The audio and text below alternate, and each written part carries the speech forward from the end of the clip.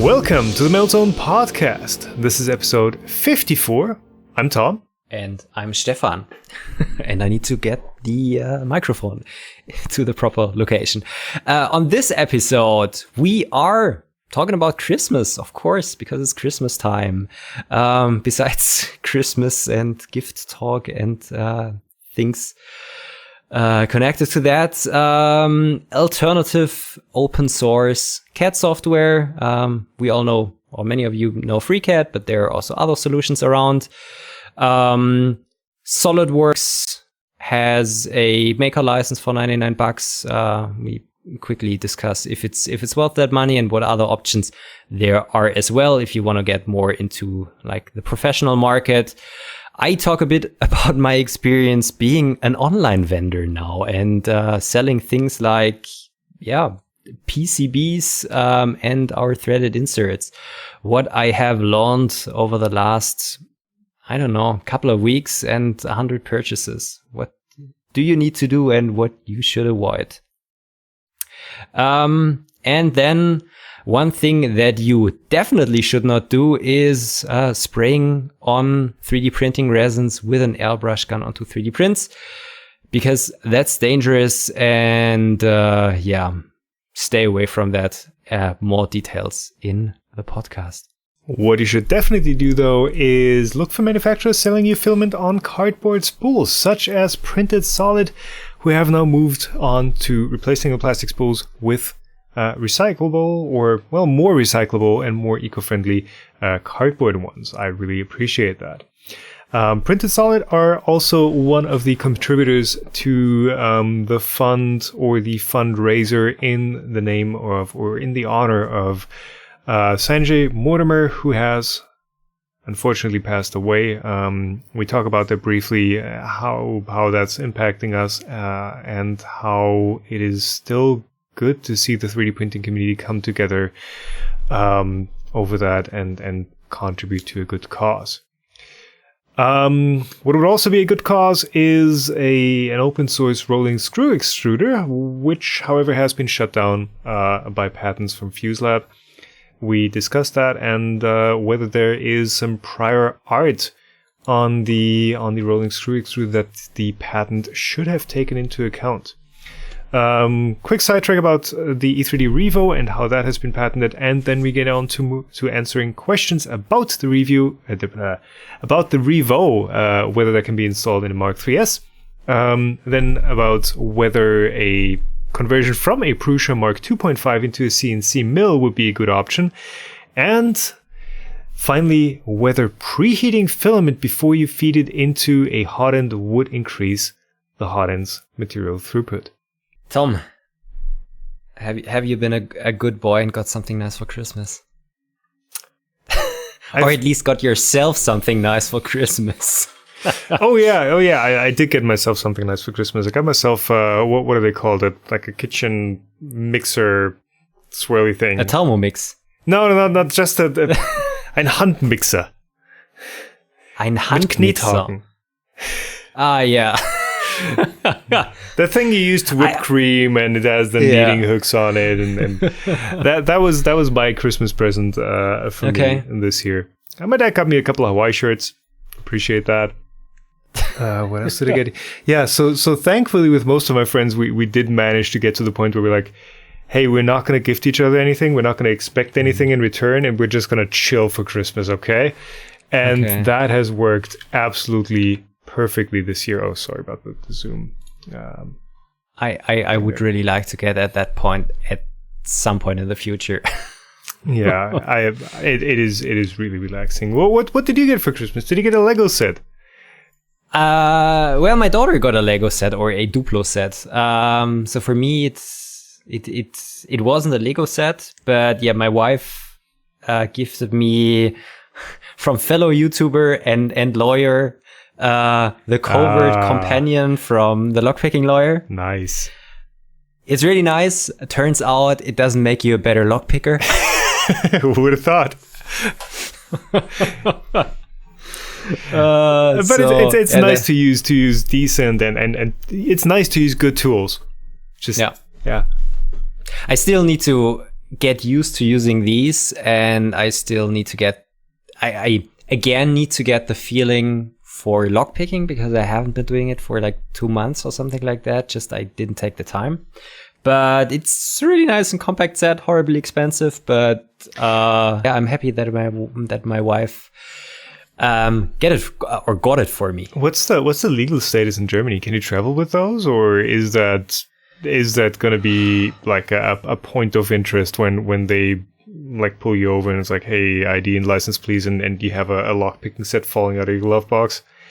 So I guess traveling in a car and something like that shouldn't be a problem. But speaking of it, I think I should not carry something like that in my carry-on luggage when I'm traveling on an airplane, because that they might actually say, okay, that's a knife, you can't take that on an airplane. Ooh, because of that. Nah, I don't think so.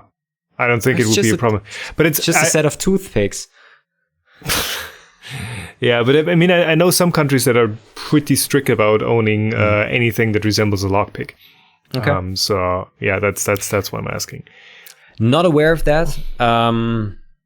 Not sure how I'm gonna use it and if I'm gonna carry it around every day, because I think it just I'm not as good as a lockpicker that I would need it, and if I would need it, I would be so bad that I would just embarrass myself. Yeah. I mean, I've played around with lockpicking once a bit, but I got to the point where I took just a simple skyline rake or whatever they're called, jammed it in the lock on my front door, and it was like, poof, it's open. That was enough lockpicking experience for me. I was just like, okay, I'm getting rid of that lock immediately, getting something proper. Yeah, and I think if you know how to like slightly tension a core and kind of wiggle around there, you're gonna be able to open up like 90% of the locks you want to get into, that you have permission to get into, and of course do legally. And we'd never break into property by picking locks, never. So for me, it was a really nice, like, just project when I was on holiday to do something and to learn something new. But it's also almost a bit meditative, because you really need to concentrate. You really need to feel the pins in the lock. So it was nice to just get started with it. But I realized I have a bunch of just like normal padlocks, and these padlocks are sometimes really hard to open, even after like 2 or 3 weeks of trying it out. To pick open, okay, not to open regularly. Okay. Yeah. So in my opinion, lockpicking is way harder than one might think after watching guys like the lockpicking. Yeah. I'm just not really good at that sport. In the end, it still was fun just learning it a bit, and it might be a nice party trick in like 10 years in the future when COVID is not that bad anymore and you can have parties again. Yeah, next decade maybe. We'll see. So yeah, that's what I got. And my brother also got me got us something really nice, which I wanted to have for ages. It's called Greenbox. It's something from a Berlin startup company, of course, Berlin startup. It's a herb growing set, which might sound suspicious. Hey, they're making more herbs legal in Germany at some point. Yeah, so it's not really meant for these kind of herbs. It's basically a smart LED lamp with a couple of small pots underneath, right? In which you can just put seeds of different herbs and spices that you can use in the kitchen, right? Which is really nice. It looks nice. It's just CNC milled plywood and then laser cut. So any smart features with it? It has a water level sensor. Oh. That's what you need. Perfect. And it has Bluetooth and an app. We just seeded the first stuff yesterday, just like basil and parsley and coriander and things like that. And I'm really looking forward how it turns out. Well, since we cook a lot, having Dude, like your channel is called herbs. CNC Kitchen. I mean, it goes with the theme, right? Yeah. To be totally honest, I wanted to build something like that for quite a while. Just never got around that. I am not that much around on Instagram where those kind of products are regularly advertised. I don't see any YouTube ads, so I haven't been aware of that company. But since obviously my brother and I guess my wife are more around in that medium, they got that advertisement, and yeah, my brother bought it for us. Yeah, nice. If it's something that's useful, if you like it, nice. Yeah. We'll see. Yeah. I feel like we're both kind of exhausted from the entire Christmas thing, but honestly, for me, it's been okay this year. Not that much relatives coming over, obviously. It's just been a bit more relaxing than the years before that, which is nice. Still too much food on my side, to be honest. Christmas Eve. So, like for our American viewers, a German Christmas is on the 24th. We have our Christmas Eve. That's when we do like eating and celebration. The 25th is usually though. So at least in southern Germany. So just how I grew up. Right. Yeah. So I mean, for us, it's typically like the 24th. You get together with like local family. For us, it's my grandparents who live around the corner, and you just have a simple dinner. I mean, the classic one is potato salad and sausages. Yeah. And that's what we do too, right? So it's not like the big turkey dinner or something that you make. It is just simple, low effort. You get together and you hang out, and then on the 24th in the evening you open up presents. Yeah. Right. So still ate too much. Got outside today a bit for some walking and oxygenating myself. So I'm getting back on track. Yeah.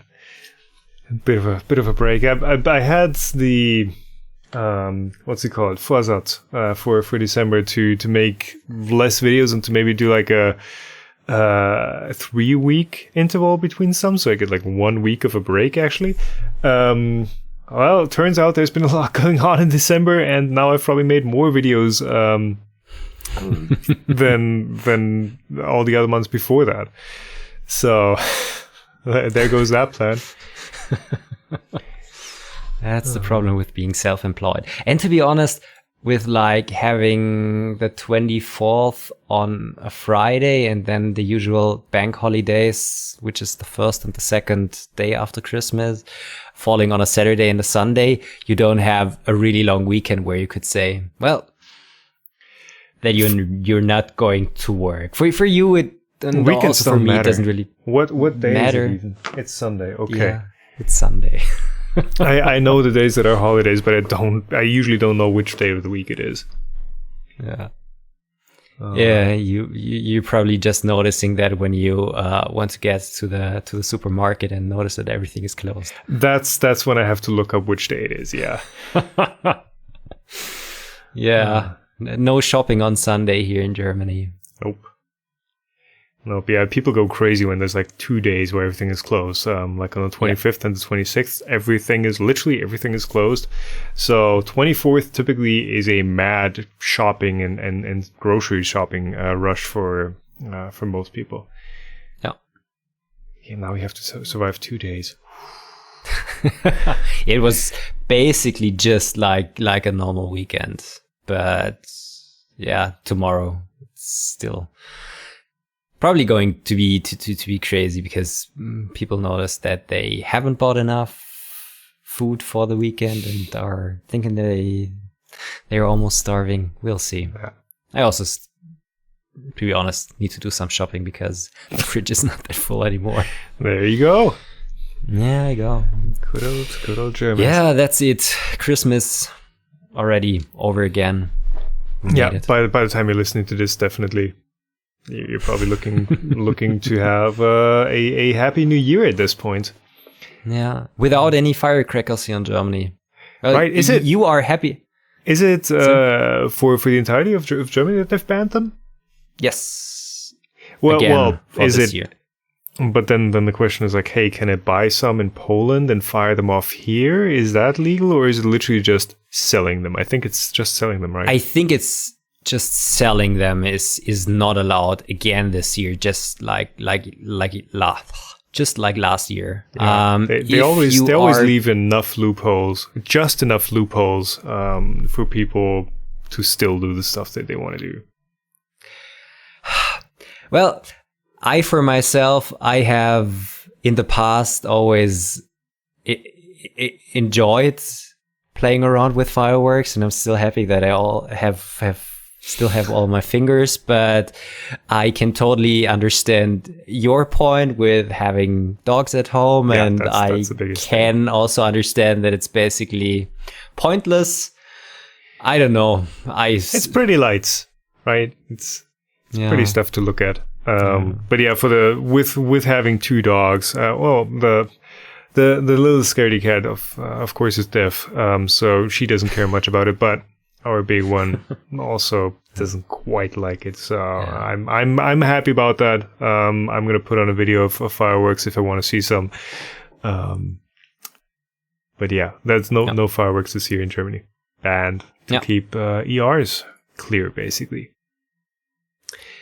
Yes, and I think to just, of course, keep ERs clear, because, usually the ones that need to go to the ER, they have those imported fireworks from Poland or something like that. So it's probably not going to do much. That's not permitted. But I think it just helps keep the gatherings small, especially in big cities. If you don't have any fireworks, at least a bit. So here's the thing: if you have fireworks, at least you're outside. Typically, if you're smart. So is it just going to be people staying indoors longer this year? I don't think that's the goal. Yeah, but that's smaller group gatherings. Well, I'm also not living in a big city, but like 10, 15 years ago when we had our Christmas parties, we sometimes went to the town center where like a lot of people were gathering and just shooting rockets out of their hand and having a great time and almost like a war situation. At least that's how it felt from time to time. So these gatherings might not be happening this year, but there might be more smaller gatherings. I don't know. We'll see. It's not that bad for me having a family, and since we won't anyways have a New Year's celebration here, we might even go to bed before New Year. Look at you adulting hard. Yeah. Just want to get to bed, just want to sleep. Yeah. We really had to force ourselves last year to stay awake that long, because we usually go to bed at like 10 or 11 p.m. And we just said, okay, let's stay awake until New Year's, and then we watched some of the fireworks out of the window. But then it was like, understandable with a small child, definitely. Yeah. And she was falling asleep at 8 o'clock in her chair. Obviously, so it wasn't that bad. Yeah. All right. Should we knock out some topics? Let's do that. We have the first one that you put in here. An alternative free open source parametric CAD software. I think that's the kicker, because there's plenty of open source design tools out there. Blender. Yeah. But open source parametric CAD is kind of rare. So you put in Solspace. Yep. Solspace. Many know FreeCAD, and FreeCAD has been growing to not really an alternative to professional packages, but for somebody who wants to have a real free open source parametric CAD software, FreeCAD, was the way to go in the past. And just like a week ago or 2 weeks ago, one of the GitHub contributors to SolveSpace sent me an email and said, I guess we really screwed up with marketing over the last years. If you at some point gets to the topic of free CAD software, maybe also mention that there's SolveSpace around. Yeah, SolveSpace is also free, open source, parametric CAD. I watched a couple of videos on YouTube comparing it also to free CAD, and it seems to have many of the same features. So if you're not happy with your current CAD package, check out also SolveSpace. Yeah, so where would you like rank it in like feature wise? So I guess less capable or less fully featured than FreeCAD, but between like SketchUp and 123D Sketch that I don't think, or design that doesn't exist anymore. Yeah, it does a bit more than that, right? So it does a bit more than that, I think, just because it's parametric. You can do fillets, you can do chamfers, you have your design history and things like that. But since I didn't try it out, I can't really comment on that. One of also the nice things about that package is that, of course, you can run it on different platforms. I guess Mac, Windows, Linux. Well, yeah, for open source stuff, that makes sense. Be not a problem. It looks like solid modeling is a bit limited, so they're saying, okay, you can have an extrude, a lathe, which is a revolve basically, or a helix from Sketch. So stuff I would be missing is like extrude along a path, or what's it called, where you have two shapes and you merge between them.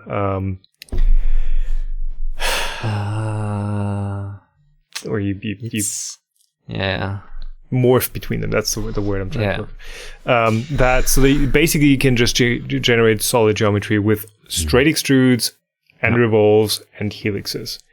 And then, of course, you get booleans and patterns and that sort of thing. And then I'm well aware that mesh and NURB surfaces. But hey, the thing is, if it does those things well, if there's a good interface with it, if there's an interface that is logical and solid and usable, I would rather have a tool that does those things really well than one that has, sorry, FreeCAD, like 3 different interfaces that all kind of do the same thing, but none does it really well. That's like what's confusing to me about FreeCAD, is that it's just not logical. There's not like, hey, this is how you do that. There's like 3 different ways of doing the same thing, and they all kind of have their own quirks with them.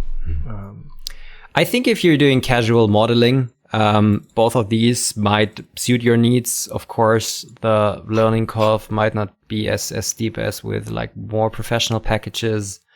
And if you're looking for open source or free software, maybe these are the way to go. And due to being open source, if you want to add something that you're missing, either scripting or I don't know, you might have the possibility. So it would definitely be not an option for me, just because I'm too used to professional packages, and it would make me so slow for more complex parts that it's not an option for me. But there are many who are looking for something like that, and I'm happy that these products and also alternatives exist. Yeah, and in any case, it is a good start.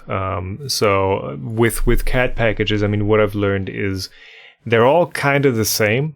What you really need to learn is the principles of how you design stuff and how stuff works together. Just the entire, sketches and how your stuff in sketches is defined, how that relates to other stuff. For it to be like parametric, so you can actually change something without everything else breaking. You can learn that in any parametric sketch-based CAD package. You don't have to, and once you know that, you can transfer that between any CAD solution you want to use. So the first CAD I used was CATIA, Then SolidWorks. Now Fusion. I used Inventor for a bit. I tried that. And it was like, oh, okay, this is where the features are hidden. Okay, they're called a bit different, but the basic idea behind using it is literally all the same. Yeah. Same with programming languages and image editing. Like you can move between Photoshop, GIMP, Affinity Photo, whatever, PaintShop Pro, and it's all the same ideas. And those ideas you need to know, and then actually using the program kind of becomes second nature, or not second nature, but irrelevant. That's what I'm trying to say.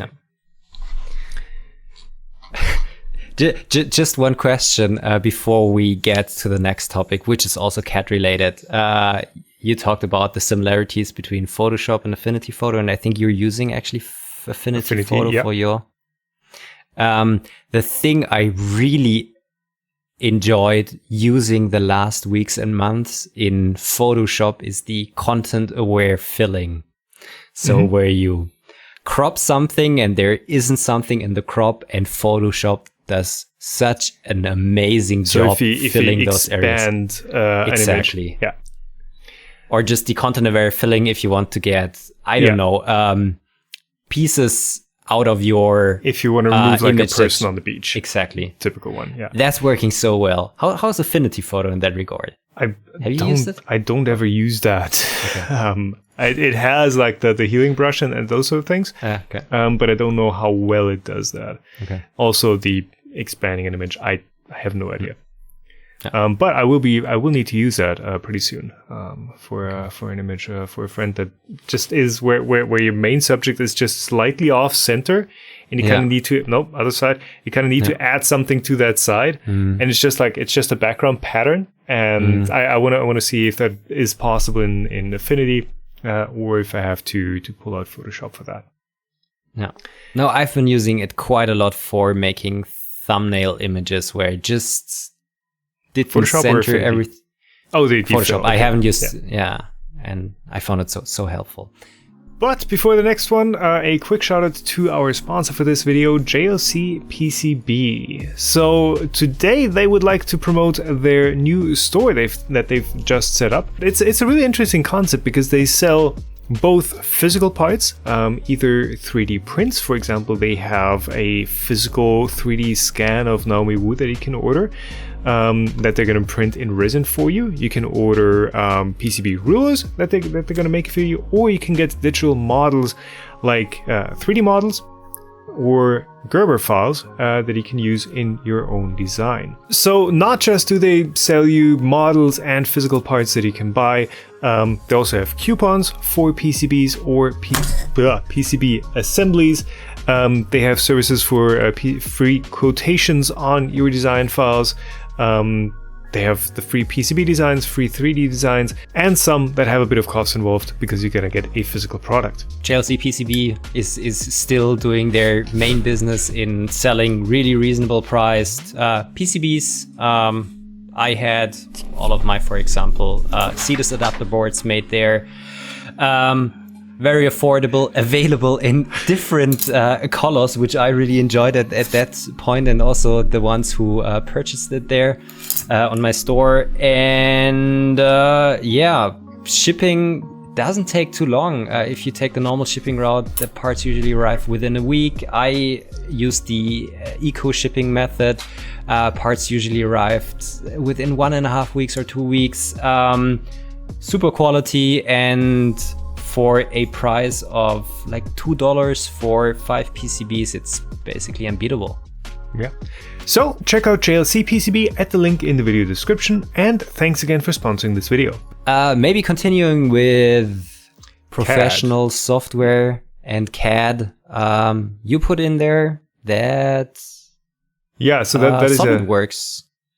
That's a comment from Frederick on Twitter. Twitter. Saying that SolidWorks now has a license for makers for $99 a year.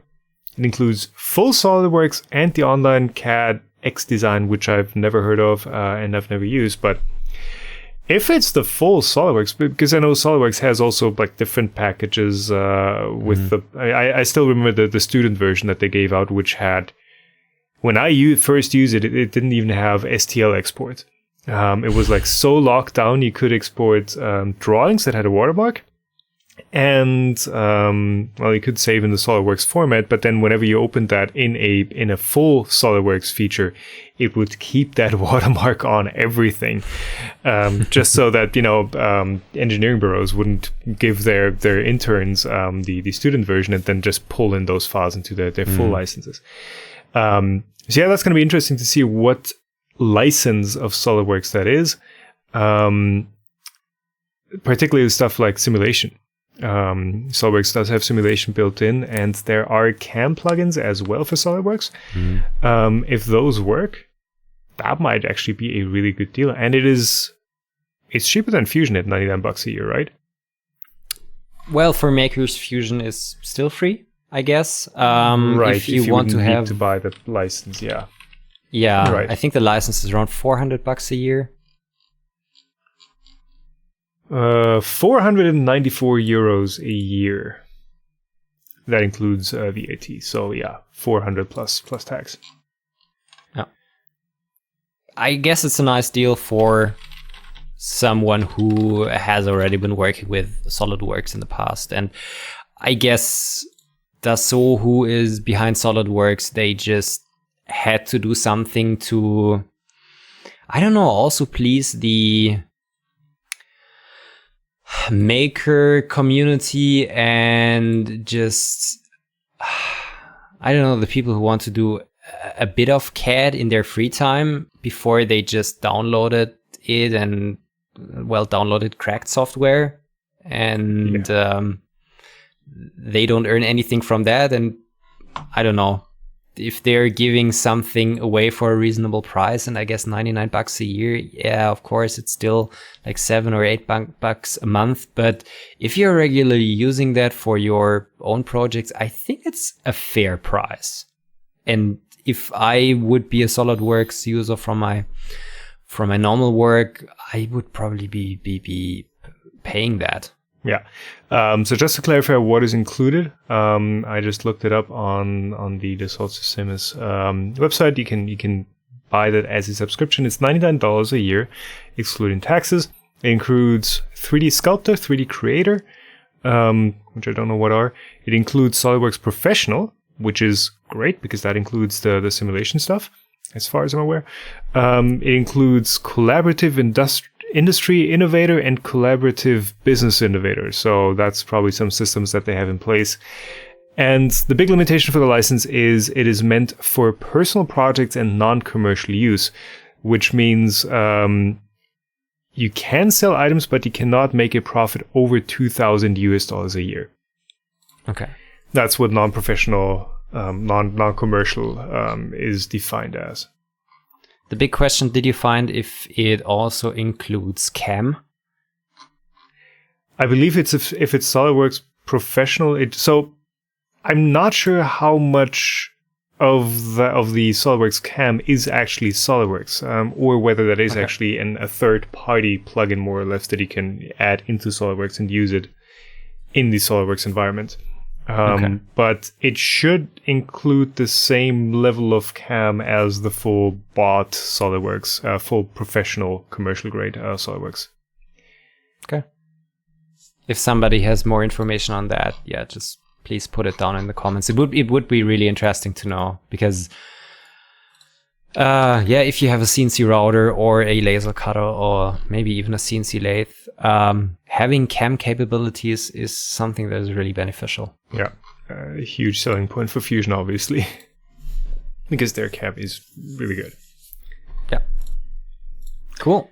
Yeah, and there are, like, lest we forget, there are other CAD packages that offer lots of stuff as well for a one-time low entry cost. There are other CAM packages that have subscriptions. SolidWorks isn't the only one, but SolidWorks is the one that kind of popped up now as now also offering that. Maybe since we're currently talking about that, I think Siemens NX also offers a student or maker version of Solid Edge. And I don't know how about Creo from PTC. I guess they might also have a similar program. Yeah. So Solid Edge makers. Is actually free for makers. Entirely free. It's just like pay, download. And of course it's for non-commercial stuff only. Yeah. Of course. Creo, I'm not finding anything. Oh, free software, college, university, students. So Creo probably not. And I think it's a good thing that other companies also jump on that bandwagon, because Fusion 360, even though it's still kind of available for free for makers, it has been becoming more and more complicated and less feature rich over the last years. So since also other alternatives pop up, either people have the possibility to switch over, or Autodesk is also saying, okay, we will also in the future really keep at least a bit of CAD capabilities and the things that makers usually need available for free. And that's helping all of us. It's the question, like, can a package as capable as a full CAD environment, can that be something that is even possible to be offered for free? Or is like $100 a year subscription, like SolidWorks is doing, is that the better approach? Because you're getting something that is an incredibly powerful tool, and you're paying a reasonable, I mean, bit less than $10 a month, or $10 with tax. I would say that is reasonable. That is what I asked Fusion to do as well, for like an entry level maker license, if you want the fully featured thing and not the gimped version that you get in the free license. But we are speaking from a perspective where we earn decent money. But if you're thinking about students still just in high school or things like that, they get the student licenses too. So yeah. So I think it's very important to keep licenses for them free, because for them even $100 a year is quite a substantial amount of money. And I find it very important that they develop the skill to use CAD software. Yeah, and it is of course in the interest of the CAD companies to provide those student versions for free, or for free essentially, because the student is not going to pay anything. The entry drug. Just to get them hooked on one tool, and to make sure they learn that tool, and then once they're in a job, they can say, hey, but I know tool X that I've used during my university years. Can we use that? And then of course that's when the subscription fees really hit. And that's when the subscription fees make sense, because the companies making money with that can afford them. But I'm just looking at, like, okay, Photoshop costs money, iPad drawing apps cost money, even if it's just a one-time purchase. It's just that it's not free. There's some sort of a charge associated with using the program, just to have some sort of a revenue, and not to make, I don't know, not to disregard that market, right? Because when you're offering a product for free, it's not worth anything for you, except for like, hey, we've got more beta testers. When those people are your actual buying customers, you have a reason to care about them. Yeah, perhaps. I don't know. I've never made a CAD tool, and I don't intend to. Just like other stuff that I tend to stay away from, like, I don't know, selling products directly. Yeah. But you apparently don't shy away from that. Well, you put it that way. Yeah, I'm now a professional online seller because I have a tape dispenser. Oh, and you're even using the nice paper tape. I like that stuff because it's so easy to open up a package instead of just a clear plastic tape.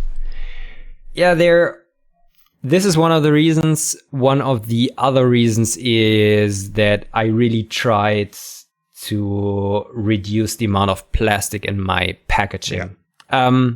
But to answer your question, or to finish your teaser, we already talked about that we started selling our threaded inserts on Amazon.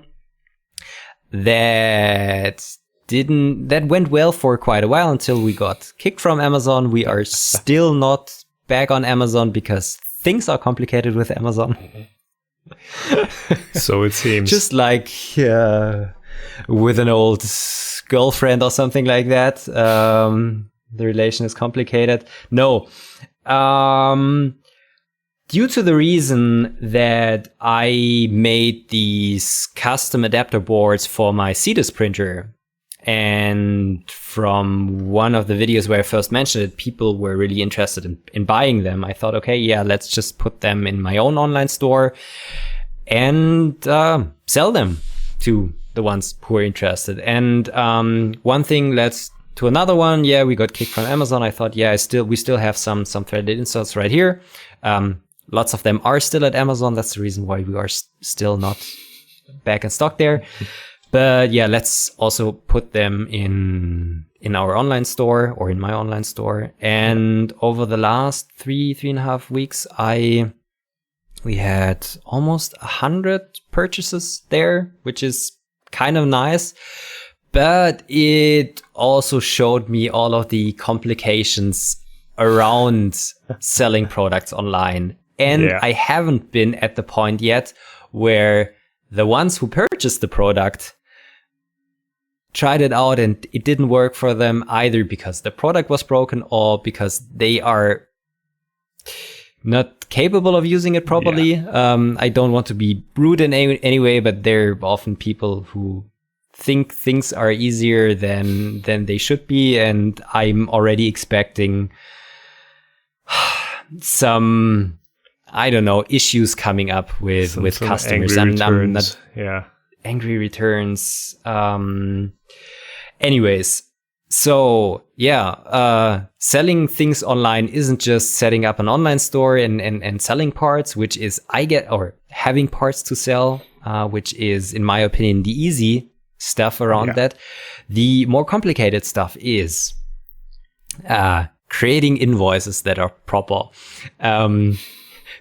Being screamed at by your tax accountant, whom you told, oh, I started an online store now. You will have a lot more invoices to deal with at the end of the month. Yeah. I love you for that. Having options of international shipping, having shipping material, just like envelopes and stuff like that, having stickers to print your shipping materials. You need to be part of a recycling scheme, right? Exactly. To take back your shipping materials, or to pay someone else to do that for you. In Germany, I guess that's in Europe, you have to be part of an association who is taking care of recycling the packaging, the material that you're using. So, for example, you have to apply and say, okay, I think this year I'm going to use 50 kilograms of paper packaging and 50 kilograms of plastic material. They're going to charge you, I don't know, $50-$60 for that. And yeah, then they should take care of your packing waste. But these are all the things that you need to know before you start something like that, because there are tons of lawyers around who are exactly looking for these startup companies to just sue them and say, okay, not sue them, suing. Yeah, cease and desist with a bill attached, an invoice attached to them. So typically that's like a couple $100 that they're like, hey, you missed that. Now I get to charge you for like unfair competition. Business practice. Yeah. So yeah, we took care of that. And yeah, but just creating invoices that are proper, shipping the stuff, packing the stuff, then bringing it to the post office is quite a hassle. Yeah, so you're doing this through the Squarespace store right now? Does that have like the full invoicing, tracking, inventory management system attached to it? Is that something you actually want to use, or is it just like, hey, we're giving you the bare minimum of tools to actually run a store? I would say it's more than the bare minimum. It's currently working, and for a small shop, I think it's feasible to use that system. But especially with international invoices, it can get complicated at some point. Inventory management is working there. But since they are not one of the big players in terms of e-commerce, you don't have APIs or just interfaces to, for example, DHL or other shipping suppliers who can directly take the data from the purchase that somebody made and put it on a shipping label. So currently, I did some timing. It currently takes me 5 minutes to print an invoice, to generate and print a shipping label, to pack everything, and to pack everything up. And if you put that in terms of money, and if I just, I don't know, value myself with $60 an hour, that's $5 for every package that I have to take into account when I'm selling something. So selling things that are only costing $5, $6, $7 is not worthwhile for me in that size. And we didn't even talk about the money that the recycling of the material costs, the shipping envelope costs, everything connected to that. You just have payment fees with PayPal. Just everyone wants their cut of that too. And I don't know if you mentioned the exact amount that Amazon charges per order, but that seems very reasonable in retrospect or in comparison to doing it yourself. And they know that. Amazon knows that they can charge that, because doing it yourself is just, it's going to cost you more. It's going to be more effort. It definitely is. Of course, I could optimize my process, and we will be optimizing that in the future. And that would also make this business more feasible for us, because the cut that we are still keeping is bigger.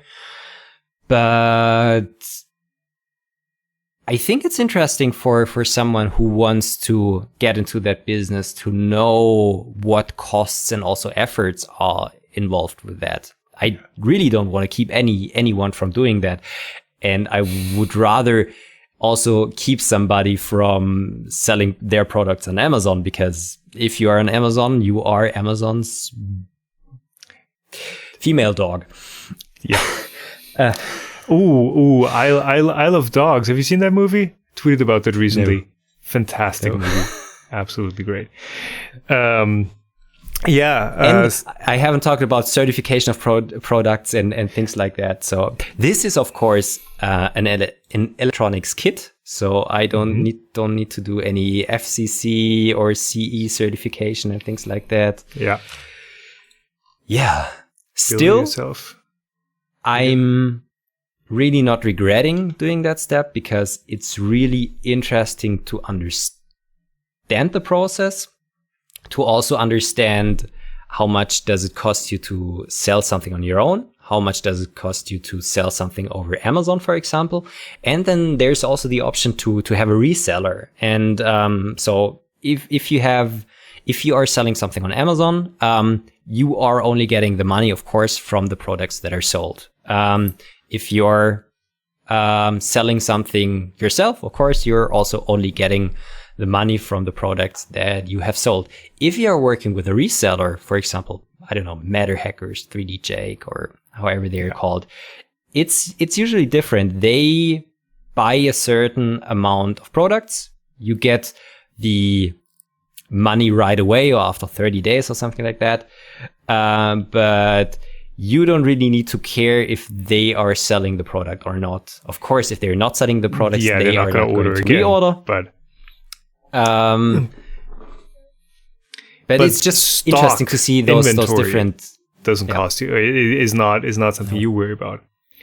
No. Have you thought about using, I don't know what they're called actually, drop shipping company that, like Amazon, you send your stock and they handle all the shipping and returns and labeling and all that for you, and you just pay them a flat fee and don't worry about using the tape gun yourself? I think for something like this, it would make sense. it might make sense. I have already, and I would have never thought that I would sell that many. I think I have already sold 40 of these adapter boards. For something like that, I guess it would make sense. Maybe the volume is not big enough. I think for our threaded inserts, for example, that we are selling, going with a reseller is the better option. Right. Just because then the products are at a place where people, for example, buy a spare thermistor or buy a new hotend or something like that. It's just add that something to your that shopping they add. cart. Exactly. Yeah. Exactly. For like so this is the direction stuff. In which we want to go, and we are already in discussion with a couple of resellers who might have our threaded inserts available in the future. We're gonna get, I think, our next shipment at the beginning of next year. Maybe also really interesting here, brass, the material, the metal, the alloy, usually or often contains lead as just an alloy element, because the most common brass alloys just have lead in them because they're easy to machine and things like that. Yeah, not lots of them. It's trace amounts. It's like in the less than 0.5%. Exactly, less than 1%. Yeah, but it still contains lead. But lead falls under REACH.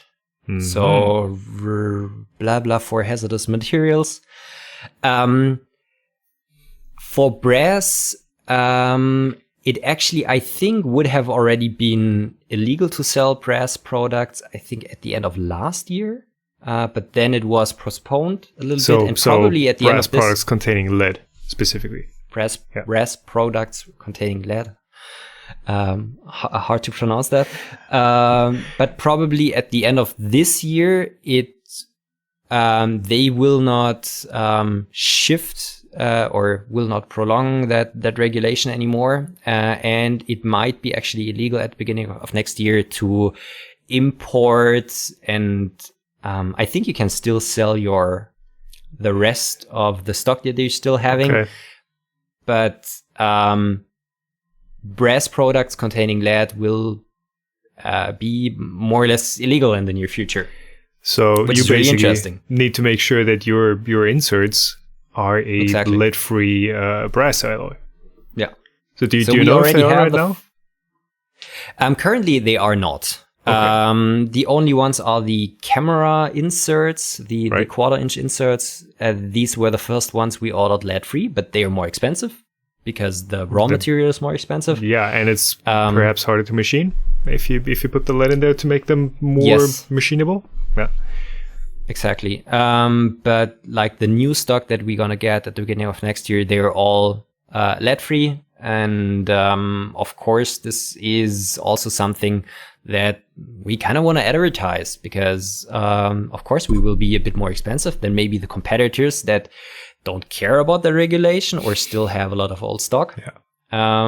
But it's going to be interesting how that changes the market, because there are a lot of brass materials that we're currently using. Just look at 3D printer nozzles. Yeah. Look at, other threaded inserts. Look at the heat break from the Revo hotend, which uses brass in some part. I don't know if they're not are in the already EU complying anymore, to that rule. REACH is not Germany, it's not EU, it's worldwide. So it's this is not something that is only affecting us here in the EU. It's affecting everyone around the world who is, I guess, part of the REACH. It's a European regulation, at least Wikipedia says so. But still, it applies. Well, then you have ROS and whatever. ROHS, those. Yeah. It still applies when you want to sell stuff in the EU, which you can't really ignore it as a market, I would think. No, definitely not. And especially for us, like living here in you would be able to sell EU. stuff anymore. No. It's interesting. It's really interesting, and I have bought like a lead testing kit, which is usually used to test if your paint on the wall contains lead. Ooh. But it also seems to work if you just grind down a bit of, for example, a brass nozzle and just dip it in there. And if it turns red, it contains lead, just to see if the manufacturers in the future will comply with that regulation, right? Or if they don't give a crap. Yeah, and of course you can test the stock that you get just to make sure your supplies aren't ripping you off. Yeah, definitely. Yeah. So overall, with this selling experience, was it worth it? Because it's not just the effort you do per package when you print an invoice and you pack it up and you bring it to the post office, but all the work ahead of time that you do before you make your first cent of profit off of that. Was it worth it? And do you have the outlook of it being worth it and profitable at some point? Currently, it's not commercially feasible. The experience was definitely worth it. We need to streamline the process in the future, and we need to just hire someone who takes care of shipping our own products. Because if I value myself with $60 an hour, which I think is totally reasonable, and more than it doesn't make sense. But if we have more purchases, if we have a couple of purchases every day, and we have just somebody, I don't know, my dad just got retired, who is doing the packaging, and I don't have to pay him $60 an hour, it might be feasible in the future. And depending on the product that you're selling, I guess for example, like the threaded inserts and some electronic kits, it might be a way to do it. You can keep a bigger cut of the profit or the revenue, and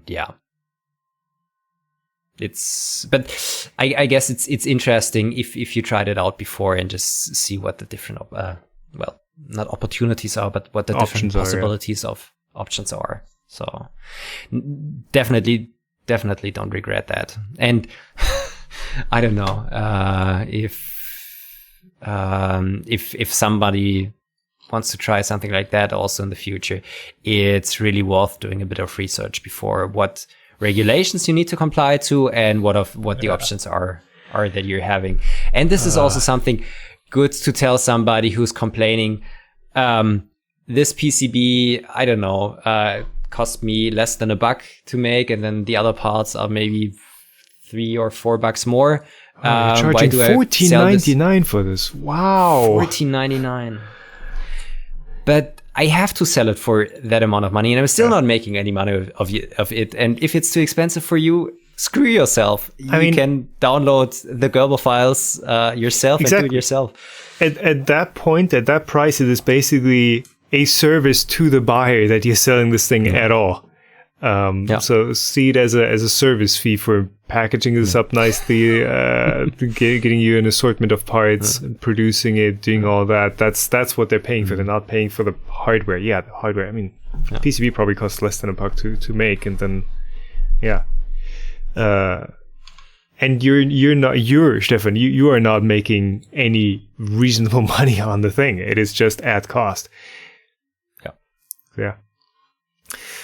Oh, well, it's an experience. Some things, I keep thinking about that too. Like some things I just want to do at some point, even if it doesn't make sense from a business perspective. But some stuff I just want to see and experience and want to learn about. And hey, if it doesn't work out, you can move on. Yeah. And I think this might just be one of those.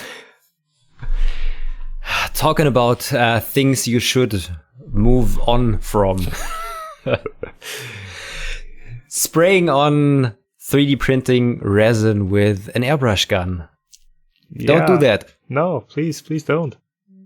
The core idea, like nebulizing resin to put it onto a print, not the smartest thing to do. If you're in a well-ventilated environment and you're wearing appropriate protection, which is like respirator, glasses, possibly a full-on Tyvek suit, Perhaps you can do that, but indoors, So maybe a bit of backstory. Yeah. Or did you want to start with that? Well, I kind of want to like justify, because I have a video on a resin finishing process too, where I brush on resin onto print, and I think that the results are really great with that. It looks amazing. You get a really good finish. So I can understand why you would want a simpler and more even way to apply resin to a print. But yeah, nebulizing it and spraying it is a bit different still than using a brush and like physically moving the resin onto it with a brush. Right, go ahead. So yeah, there has been a pretty popular video a bunch of weeks back where somebody also showed in a YouTube video how easy it is to smooth your FDM 3D prints by just thinning down 3D printing resin, then spraying it with an airbrush gun on your part, and then just curing it with a UV light. He has even been showing that without gloves, without a ton of protection. And there has been quite an uproar about that video. And I totally understand that, because as you just said, nebulizing these monomers and everything that is in the 3D printing resin is one of the worst ideas you can have. Already, having the resin in the resin vat or just opening a bottle can be a pain for some, and I don't really like it either. Just the small particles that are maybe off-gassing or something like that can be already bad for your respiratory system, and if you get it on your skin, it's bad. But nebulizing that material, getting it into the air, breathing it in, having it everywhere in your shop, on your body, on your clothes. No, don't do that. The thing is, even when you think you're just spraying it onto something and you can see the airstream or you can see your spray pen, and yeah, it's just going there. Take a sharp light and see how much that's actually kicking off in particles, and that gets on you. It gets in your breathing system. And the problem with resin, with the monomer specifically, is it's not like you get it on your skin and your skin's going to fall off. That's not what's happening. I don't know. Some resins might do that, but most of them don't. Most of them, you're totally fine getting in your skin once, twice, 5 times, 20 times. But at some point, your body's going to react and it's going to classify that resin as a dangerous substance, and you're going to get an immune response to it. And from that point forward, every time your immune system gets triggered from resin, be it just the smell of or whatever small marginal amount of particles you inhale or you get on your body, you're going to have a massive immune system reaction, from hives to an immune shock state. Anaphylactic shock. Yeah, exactly. That's where you really don't want to get to. And there's no safe amount of resin that you can use and get on you. So even when handling resin printers that could have stuff on the outside, I always wear gloves. Gloves are cheap. You buy a 200 pack of gloves for $15. Your health is not worth that. Your health is not. It's not worth risking your health for that. So even when using resin properly, there's already so much that you should be doing to avoid exposure to it, and then adding that idiotic step of nebulizing it and spraying it just isn't great. I mean, resins aren't that different from stuff like car paints. 2K car paints, 2 components that get mixed up and then sprayed onto a car in a painting booth. Look at the amount of safety gear that professional painters wear. They're in full body suits. And that is exactly what you should be doing if you try to spray a 3D printing resin. The good thing about 2K paints, though, is you add the hardener. You mix them up, you add the hardener, And now, after 45 minutes or 2 hours at some point, the stuff is hardened, the stuff is curing, and it's not dangerous anymore. You can touch your car and it's not a problem. The thing with resins, unless you hit them with UV light, they're not going to cure it. They're going to be sitting in your shop. They're going to be sitting on all the surfaces as long as, that they're not getting cured. And with small amounts of resin, it can be hard to cure them. Some resins don't really cure when they're exposed to oxygen. Most resins don't really cure when they're exposed to oxygen. That's why you often are left with like a slimy layer on even a cured part, and it's what Carbon uses in their clip technology to make sure they can continuously separate their part from the film and where it's getting exposed. So yeah, and then when you add solvents to it and you thin it down, you're also disrupting the curing process. So yeah, it's just idiotic. It's a terrible idea, and you should never do that. Yeah. And let's move on from that topic. Okay. Good idea. Let's move on from a terrible idea to a good idea. Yeah. So sorry for rambling on that, but I just wanted to make it clear to everyone why it's a bad idea. Because this isn't like an experience, small child reaches onto the stovetop, burns their hand. That's not what's going to happen. There's no burning your hand moment. And at that point, it's when you have that burning your hand moment, it's too late. That's the thing. But yeah, moving on from a terrible idea to a good idea. Cardboard spools. You've already said you wanted to reduce your plastic footprint on your packaging stuff, and Printed Solid are now moving to reduce their plastic footprint on filament spools as well. They are now going to cardboard spools, which I very much appreciate. Yeah, we see that more and more with other filament manufacturers that they are moving away from the normal plastic stuff, which is a good thing, which is maybe in the beginning harder to handle because the spools are not that rigid. But yeah, the remainings of the spool are way easier to recycle, and probably these are really getting recycled. The plastic ones are just shredded and burned, so yeah, not really recycling there. Yeah, and the thing is, even when cardboard isn't being recycled, as in it is being burned for energy use, it's still, it's a mostly renewable resource that you're using, so at least you're not burning oil, right? Yeah. Of course, shout out to Protopasta for always having used cardboard spools, the OGs of cardboard spools. Prusa is on plastic reduced spools with the cardboard core and then the mesh on the outside, which supposedly uses less plastic overall, but now you have the thing where if you want to recycle it, you have to separate it. Yeah, cardboard spools. Good idea. Definitely is. Yeah. It's really hard for me to start the next topic. Yeah, I don't think neither one of us want to move on to that. Yeah. I guess all of you have already heard that Sanjay Mortimer from E3D passed away 3 weeks ago, something like that. Really sad. And I don't really have a lot of words for that because it was sad for me since I knew him. Well, I wouldn't say that I knew him very well, but I have been talking to him quite a bit and was always fond of his work, and he was a really nice and inspirational person.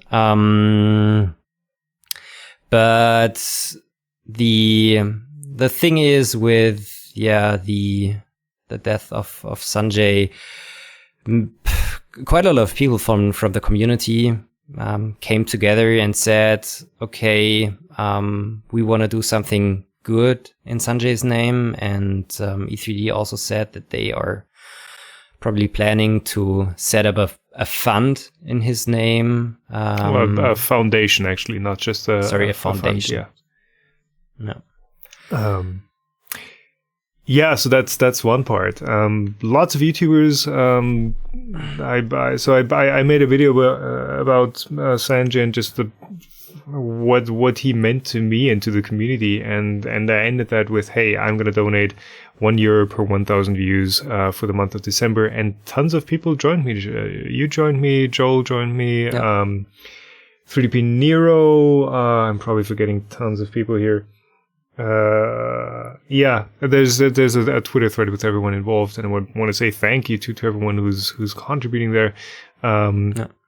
Breaks and Makes, Joe the Madman has done a live stream and got to almost 12,000 euros worth of donations that will be donated to a cause in Sanjay's name. So what I'm doing is E3D are going to appoint either a charity or the foundation that they're setting up to distribute those funds. And what they've kind of hinted at is it's going to be some way of supporting young engineers and people who are enthusiastic but don't have the means to chase that dream. So sad story, but on the other hand, it is really uplifting to see that the community, not just money, yes, that's a good thing, but just having a positive outlook, right, and then turning this into something that just gets everyone together, right? Yeah, definitely is. I hope that there is more information on the foundation soon. December is almost over, and I will also be donating my share to the foundation, and I'm really looking forward to what they're gonna do with the money. So yeah, nice and sad at the same time. And I don't know, I don't really want to talk that much more about that topic because it just makes me sad. Yeah. Then let's move on to a mixed feelings topic again.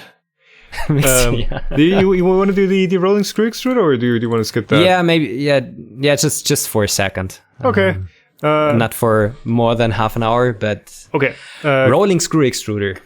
But TLDR, Fuselabs are shutting down the rolling screw extruder because they're saying it is their invention and they've patented it, and we're not going to see anything not from Fuselabs until 2039.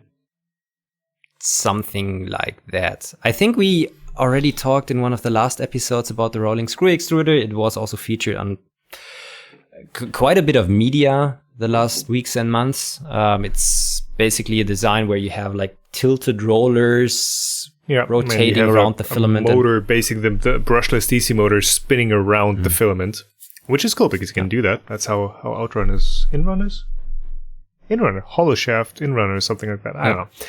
Yeah. How they work, Fuslab, which is also a 3D printer manufacturer. I think they have some 3D printers where they use metal-filled filaments, so really brittle filaments to 3D print green parts that are then get sintered. And they said, okay, they developed this extruder because it doesn't put a lot of stress on the filaments, so the danger of breaking the material during the extrusion process is small. They developed something, they patented it, I think in 2019 or 17, when there was the patent application. And they basically said to the open source project, or some of the files were already available on Thingiverse, for example. No, you can't do that anymore because we patented it. The interesting thing, and this is also the reason why I talk about that, is that already in 2014, there was a thread on the RepRap forum, or here it's in Google Groups, don't remember that correctly, where somebody talked about a rolling screw extruder and even built a prototype of it. So the thing with patents is you can only patent stuff that is new and is not something that somebody else already made in the past. Yeah. Somehow during the patent research of the patent office, that just didn't came up. So they said, okay, this is a patented design, or this can be patented for Fuselabs. Does the patent office, especially in the US, even do that? I think they do that. They check the Stand der Technik, the help me out with the English name, with state of the art. But as far as I have understood it, they check literature and like official sources. Other patents. But something like the Google groups or rep forums is something that is usually not checked. So I guess this was one of the reasons why this didn't come up. So what one could now say, yeah, screw this, what Fuselabs said, let's just continue with the rolling screw extruder. Because obviously there has been prior art. But the thing in the end is that you probably would need to go to court or appoint a lawyer to either to invalidate the patent or just to properly tell Fuselabs, okay, don't bother me anymore. Let me continue with my project. And this is probably something that a maker will not be doing because they just don't have the unreasonable to do it, because it's unreasonable for them. Fighting a court case against an established company. Yeah, you might win, but will you? Yeah. In the end, it just depends on who can throw more money at that court case, and you just can't sustain that. No. As we say in German, Recht haben und Recht bekommen are two entirely different things. So yeah, to be right or to, what would be the proper translation for that? To get validated is something totally different. To win a court case. Yeah. So, in my opinion, the two things that could happen, what I think what will happen is that they're just not continuing with the rolling screw extruder project, or at least not releasing any files anymore. How it could also end, what I would hope for, is that Fuselabs steps forward and says, okay, yeah, there has been prior art, continue what you're doing, and as long as you're not selling that design, we're not taking a closer look at that. But still, I think it's gonna be unfortunate because this was a really interesting design. It was really lightweight. It had lots of potentials for, as I said, brittle materials, maybe for even extruding faster, having more grip on the filament. And this is now just, stopped. Just at the point where it grew and where you were able to see really nice results. Yeah. Oh well, patents. It's going to be interesting to see what exactly in the E3D Revo is patented, because that definitely has some new patent, but they have not disclosed yet what exactly they're patenting and what it is going to stop people from doing. Like one of my points in the review first look video was like, hey, we're going to need more nozzles for this. We can't just live with brass nozzles. And especially we can't live with nozzles only available from E3D. Perhaps their end-all nozzle maybe is going to end all nozzle needs, but still, it's going to be just that one option. People want options. And I think I said that before. I don't think that the nozzle brake tube, and then the thread on top is the patented part, because I have seen very similar things from other companies years back. I'm very sure, and I don't have any information on that, just E3D, if you're watching, we have an entity, but I have never heard something. I'm quite sure that it's the combination of attaching the heater block with the spring part. And for that reason, I'm also hoping that just making third-party nozzles is not a problem and is not something that falls under that patent. The more tricky thing for third-party manufacturers will be that they need to establish a very solid process themselves to attach that tube to the nozzle and to the like cold part, threaded part up top, the cold end, to the threaded part. Yeah. And to get all of the dimensions right, because one of the things with Revo is that they're saying, okay, if you're changing a nozzle, you don't need to readjust your first layer height. That shouldn't be much of a problem. Since you have this assembly process where you really press the parts together, right? I'm not sure if you can do that to a degree of precision in like, I guess 1/10 of a millimeter would not be good enough. That is true. So the assembly process itself needs to be very precise, and I don't know if it's being crimped from the outside, and then machined probably doesn't make sense. So it would probably be a pressing process. So that needs to stop at a very precise distance. Yeah. Something like that. And I think that's going to be the tricky part. And then also the point how to make sure that your stainless steel tube is not falling apart from the nozzle part when it's getting hot, because you have different materials with different thermal expansion coefficients, and getting that right is hard. And we have seen that also with third-party, I wouldn't say knockoffs, but third-party bimetallic heat breaks similar to the ones that Slice Engineering is doing. Right. There have been cases where the thing was just falling apart when it got hot. So you need to be sure how your materials react, and you need to have really precise tolerances in these connections. That's going to be the hard thing. But we'll see. I'm looking forward to that. Maybe speaking of E3D patents, and I will also put that patent in the show notes right here. Recently, one of E3D's patents has been popping up, which they anmelden. They registered. I'm already. Which they registered, I think, at the beginning of this year, which goes very much in the direction of the high flow nozzle we have seen from Bondtech or 3D Solex, the CHT.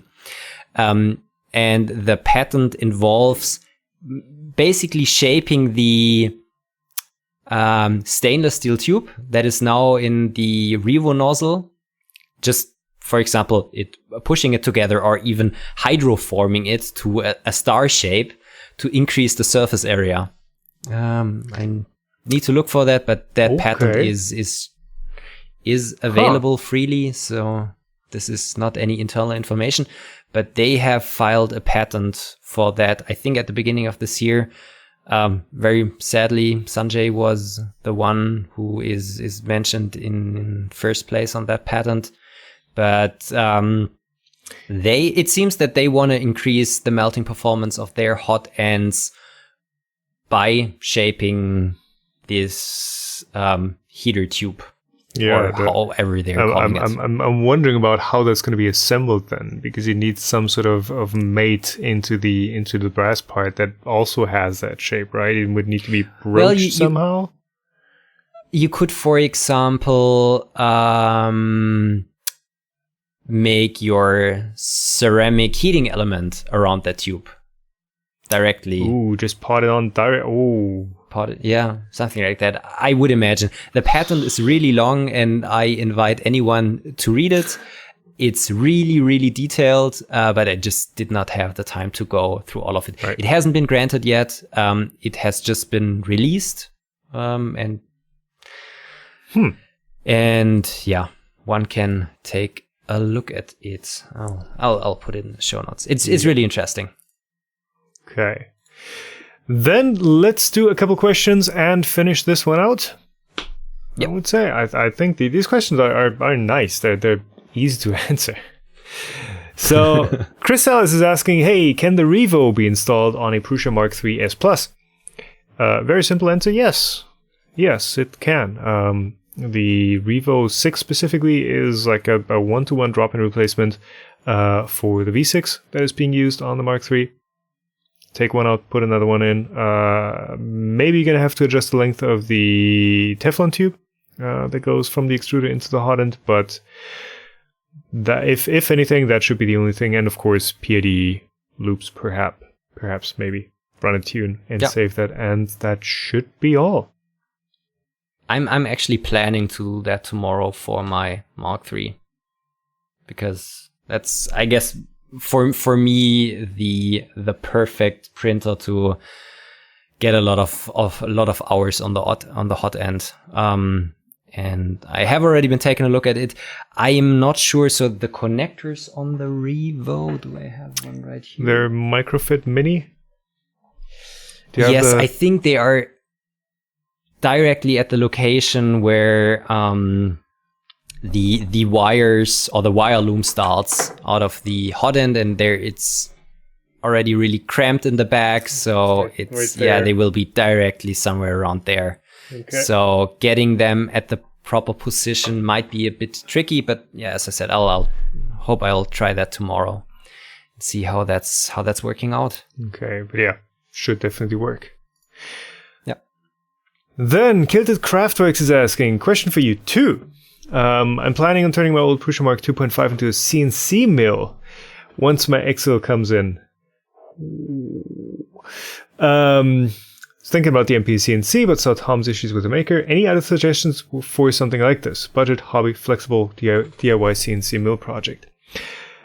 I think I did a video about the Mendel Max 2.0 that I turned into like a super light duty router. I don't think turning a Prusa Mark 2.5 into a CNC mill, well, router, whatever you want to call them, don't think that is the best idea. With the 8mm rods, you just don't have a lot of rigidity in the motion system, and at best, you're going to be able to scrape out a couple PCBs, but you're not really going to be able to cut anything on that. Even wood is probably going to be a real big problem. So, what I think he might also be, or what he wants to say with that, he just wants to take his Mark 2.5 apart and use the parts of the Mark 2.5 to create a CNC router with that, or CNC mill, or whatever he called it. And yeah, CNC. I would rather, I'd rather leave that thing as a printer and use it as a printer and just get new steppers and a new cheap Gerbil board. I was thinking of the name Gerbil. Just get a cheap Gerbil board, CNC shield for an Arduino, and build something with that. That's like $60-$70 in parts. And you can't really reuse any of the parts from a Mark 2.5 to build a CNC mill. You can't use the linear guides, the belts, maybe if you want to build a belt-driven one. The belts would not be long enough. So the pulley, so basically the stepper motors and the main board, but I'm on the same side. Rather sell your Prusa for or do that, even $100. Sell it for $100. Take those $100 and buy yourself proper stepper motor drivers and a main board, because that's already what you would only get from taking it apart. And then even with taking the Mark 2.5 apart, you would need to buy new equipment. Yeah, not even like proper stepper drivers. You don't have to get like a lead shine driver or something. Just like get a separate board with the drivers plugged in, just a CNC shield, perfectly adequate. So what I, for example. For the CNC, that's what that used, and it's adequate for what the machine is. If you want to build a mill or a router, use bigger stepper motor drivers, use more torquey ones, depending on how you drive them. So NEMA 23 is good. If you have control board with replaceable stepper drivers, for example, TMC 5160s. Though those don't fit in, those don't come in the standard Pululu size. They do. There are step sticks for that. I actually use them on my CNC router because I put a repro firmware board in there, and they are expensive, these drivers. I think I paid $60 for just the 4 drivers or something like that. Yeah, so 5160 Watt does sell them for 17 euros. Yeah, 3 amps RMS. Each. Yeah, that is beefy. And they allow you to drive bigger stepper motors, and you will be way more happy if you just buy a couple of new parts and build it with them. It would be a waste to take your Mark 2.5 apart, sell it, and make somebody else happy. Yeah. If you don't have the space for it.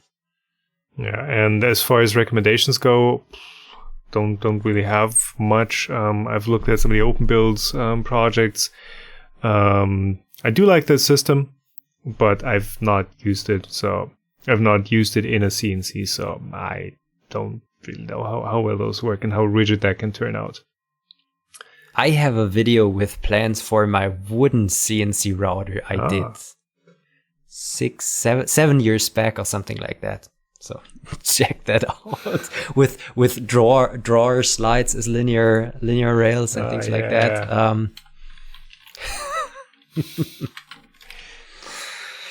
Oh well, should we do the last one? Yeah, last one. JPhone1 is asking what I was wondering. So that's on the topic of high flow nozzles and heating and melting filament more quickly. Does preheating filament to just below the softening temperature increase the printing speed?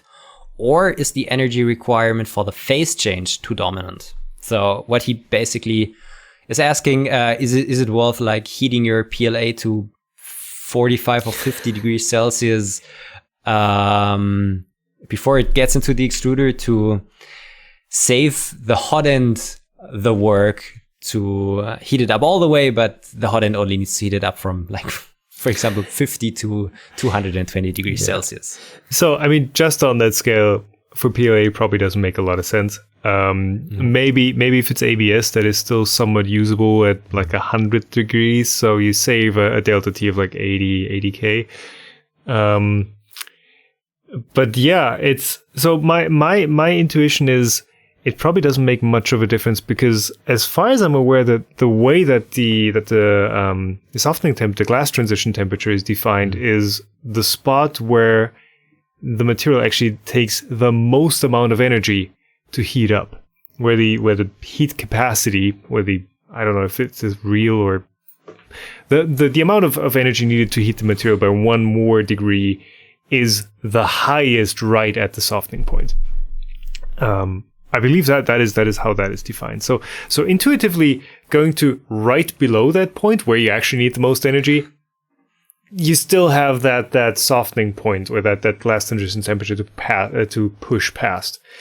But Stefan, you actually did the math on that.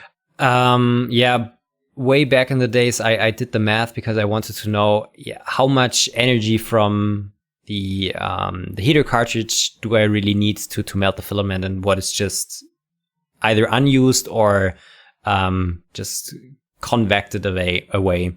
So, for example, for, I don't know, a basic polymer, be it PLA or ABS, the energy you need to, so the melting enthalpy, so the energy you need for the phase change is more or less in the order you need to heat a filament up by 200 degrees Celsius, or a bit less. Right. So you're roughly spending the same amount of energy on passing the glass transition temperature as you do for just a linear heating process. Yeah. So if you're saving a bit of that heating process energy, it's not that you can for example, save? If you, for example, would heat up a material to 100 degrees and save like 50% of the energy you need for heating it up. This would only be like a very small amount, 1/4 of the final energy that you're needing. So it would probably not help that much. This was very simplified, and it's even worse probably in the end. And all the problems that you're getting with feeding a almost mushy material through the extruder is way harder. I think it doesn't really help that much. Of course, the thing with PLA specifically is you want to feed that cold into your hotend because you don't want it to stick to the heat break. You are already kind of doing what's it called, a Gegenstrom, counterflow, filament heating and heat break cooling process if you have the filament going through the heat break. Some of the energy that is trying to travel up through the heat break into the heat sink in the process is getting absorbed into the filament. So you are kind of preheating the filament, but you're also cooling the cold side and the heat break while you're doing that. So for PLA specifically, I think with a typical all-metal hotend, you are already doing exactly the right amount of preheating before the filament actually enters the melt zone in the hotend. For other materials, maybe you might be able to do a bit more, but you probably can get enough of a preheating effect by just turning off the fan on your hotend. Yeah, because very good point. You actually have a lot of energy traveling up through the heat break. If I remember correctly, it is about the same amount of power that's escaping through the heat break as you're using to melt the filament. So yeah, if you use that power to like preheat your filament, if you're printing PETG or ABS or some material that doesn't get too soft, might be an option. Just saying. Just because I did some measurements and tests today on the Prusa MK3. The temperature that you have inside of the cold end at the point where the heat break starts is already around 40 degrees Celsius, and then it gets gradually colder to around like 35 degrees Celsius. So even if your PLA is fed at 20 degrees Celsius, it's probably already a bit warmer once it enters the melt zone. Yeah. Okay.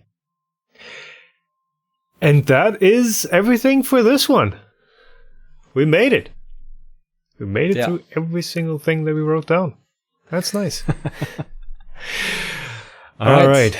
So I guess we're both exhausted. I hope you guys listening aren't as exhausted as we are, but it's been a lot of fun. Thank you for the time, Stefan. Thank you for your time. Thanks for listening, watching, whatever. Yeah. If you want to support us, there are links to our Patreon down in the description. Leave a like, share it, and if you have any questions, leave them either in the comments under the YouTube video or tweet at us at the Meltzone. And we are really looking forward to see you in the next one. Yeah. If you want to subscribe to us, you can of course do that on YouTube or on any of your favorite podcasting platforms. We are now also on Amazon Prime Podcasts, Audible, whatever that Amazon thing is. Yeah. So if that is convenient for you, you can subscribe there. We're not getting paid any of your Amazon or Audible subscription fees, but hey, we're there. No. All right, that's it for this one. Thank you for listening and watching, and we'll see you around. Bye. Bye.